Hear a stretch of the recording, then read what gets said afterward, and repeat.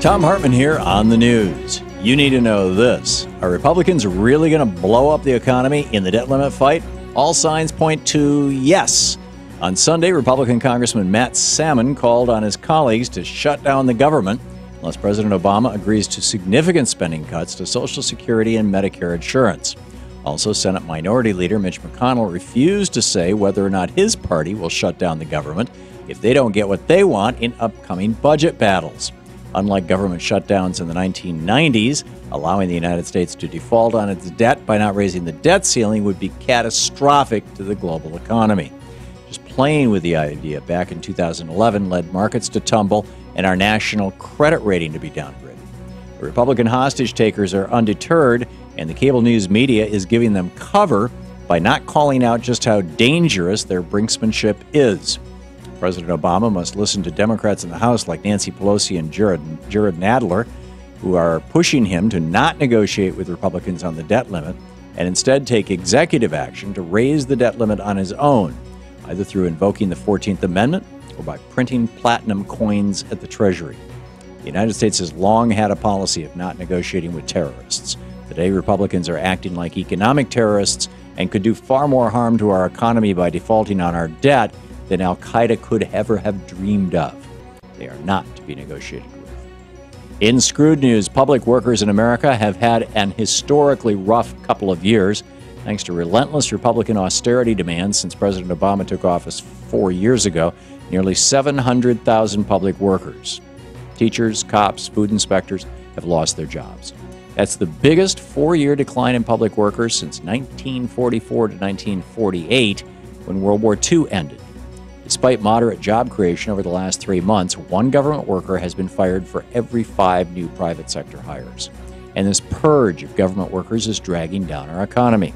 As the Economic Policy Institute uncovered, every time a dollar is cut in the salary of public sector workers, the economy loses 24 cents.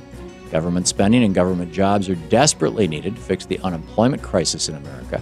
And every president in history who's faced similar economic challenges, from FDR to Reagan, has increased government employment to get us out of a recession. The Republicans, who are still hell-bent on crashing the economy and blaming Democrats for it, won't let President Obama do what's necessary to fix this problem. In the best of the rest of the news, the banks win again. As the Financial Times reports, international banks effectively killed new regulations that were intended to prevent another global financial crisis like that of 2008.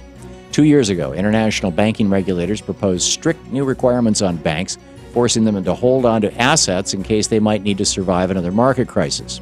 But after years of lobbying by the world's biggest banks, these new requirements were watered down, giving banks a lot more flexibility to take the exact same sort of risks they were taking, which brought about the financial crisis in the first place.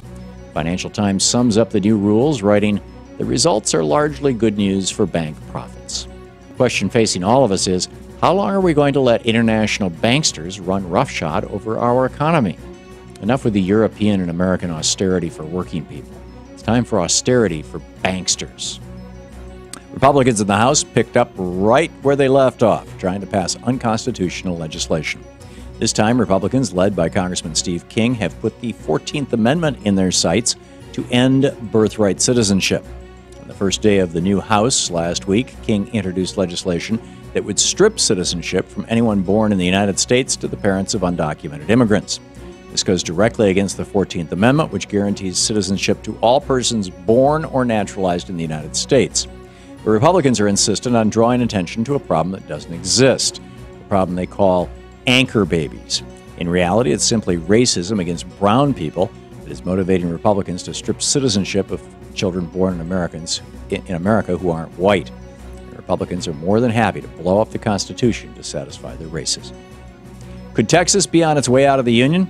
According to the executive director of the Texas Nationalist Movement, Kerry Wise, the campaign to secede from the Union is growing in the Lone Star State.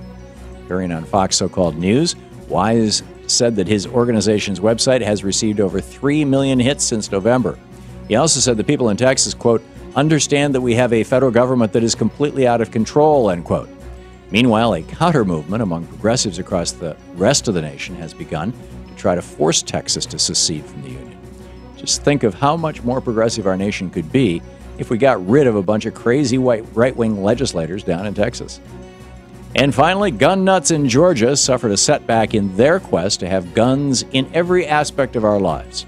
On Monday, the Supreme Court tossed out a challenge to a Georgia law which bans the carry of firearms in churches. Gun groups like GeorgiaCarry.org challenged the law, saying that their religious freedoms are infringed upon when they're not allowed to bring their guns into churches.